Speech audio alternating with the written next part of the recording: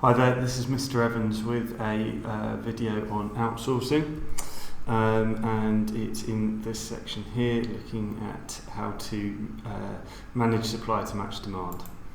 So matching supply to demand is a really important challenge for a business. They need to make sure that they are not supplying too much. They've anticipated demand and they're not producing too many things that they can't sell, or in the case of a service, they've got too many staff there who are being paid but are actually doing nothing because they've asked people to work when there's actually no customers to sell, to serve. But also they don't want to be in a situation where there are people who are demanding their product and for whatever reason, due to supply, they're unable to get their hands on it. The business hasn't correctly anticipated the level of demand, and therefore there is unmet demand and potential lost revenue. So what's outsourcing? How can that help?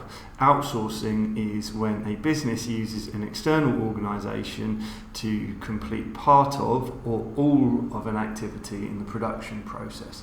So for example, we might have a t-shirt manufacturer who is operating at a relatively high level of capacity, maybe 95%, and one of their regular customers places a big order for t-shirts that the supplier is unable to match, that they're already operating at 95% capacity, and they simply can't produce enough t-shirts to satisfy the order from their customer. So in that situation, the t-shirt manufacturer, in order to keep the customer satisfied, may well decide that the best thing to do will be to outsource the order to another t-shirt manufacturer and give the specifications of the order to the other manufacturer and ask them to complete the work on the supplier's behalf, and then they can satisfy their customers' demand. Okay, so outsourcing can be useful because it can be used to deal with unexpected increases in demand.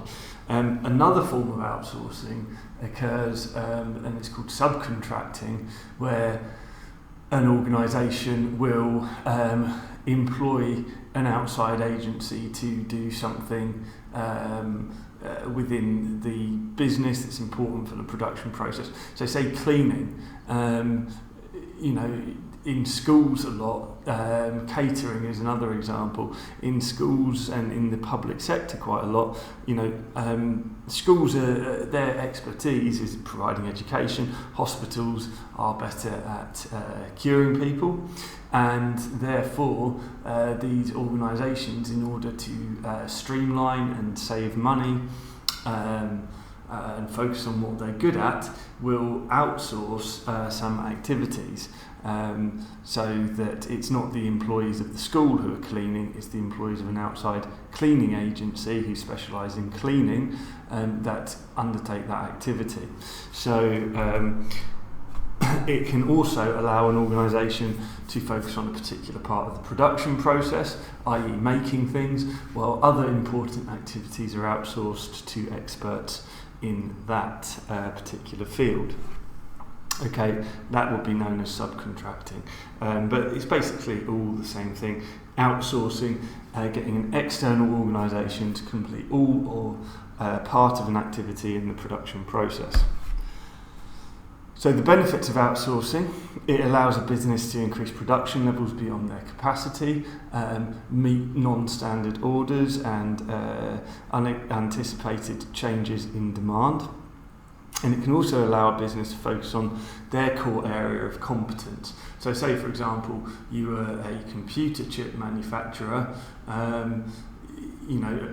that's your specialism. You're really good at making computer chips, but you're less good at making kind of the rest of the hardware to go with it, the motherboard, and I don't really know much about computers, but the physical outer casing of the laptop, well, you may outsource the building of the external part of the laptop and other parts of the laptop to an outside agency, and you just focus on what you're really good at, which is making computer chips. So you focus on what you're good at and you outsource what you're not so good at.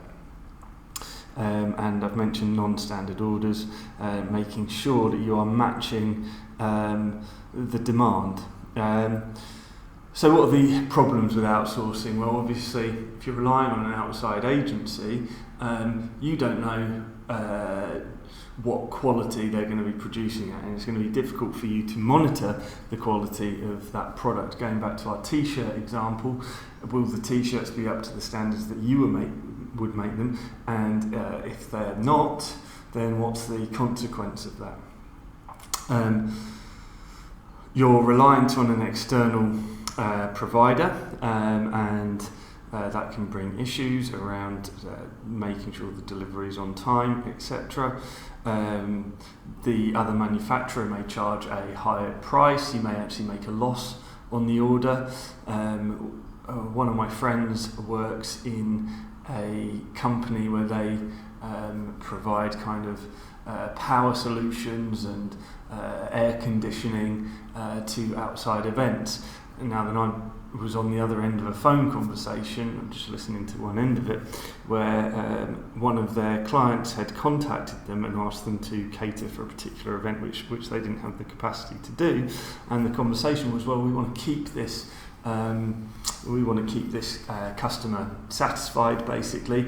Let's outsource it to someone else. We'll make a loss on the order, but at least we'll keep the customer sweet and be able to